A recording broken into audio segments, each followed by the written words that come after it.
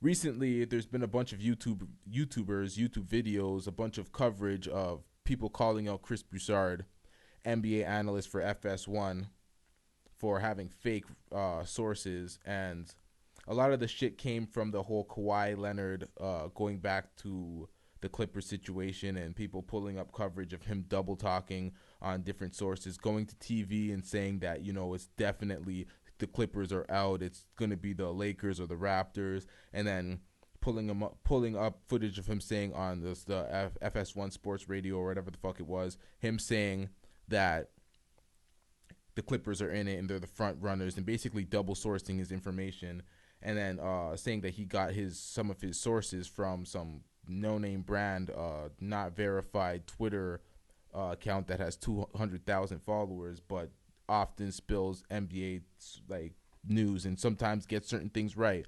So they're saying that was one of his primary sources. There's multiple YouTube videos of YouTubers relaying this same information that I'm saying right now, calling Chris Broussard out as a fraud and a fake analyst, and he's not a real reporter, and he doesn't have real ties to the NBA, and he doesn't have ties to the GMs and all the shit that he says he has ties to, and basically just going in on Chris Broussard. I am not one of the people that think Chris Broussard's a fraud.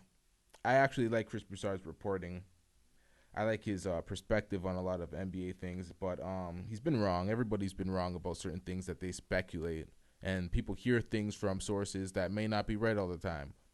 And sometimes you think you might have a quality source that's done you right in the past, but sometimes they might be wrong about certain things. Sometimes they might be thrown off by players and agents moving savvy, trying to throw off the trail so people don't know what they're doing. Kawhi Leonard and his representatives definitely done a good job of keeping things under wraps and keeping things low key to throw people off. So when they were trying to report, it's kind of mucky. So for me, if there was more than just this, and people had multiple various incidents of him being, a fraud or double sourcing or making one take on one platform and another on the other, then I would kind of, look into it a little deeper. But for now, I feel like this is just conspiracy. I know it's blowing up and people are getting hundreds of thousands of views trying to expose Chris Broussard, but I don't think that's it. I think they're wrong on that one.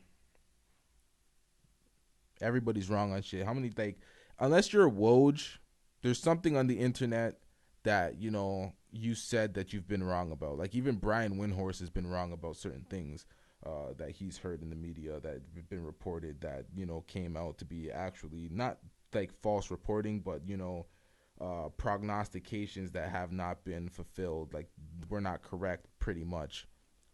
That happens to everybody in sports media. So I think that's a little overreacting on the YouTubers' behalf.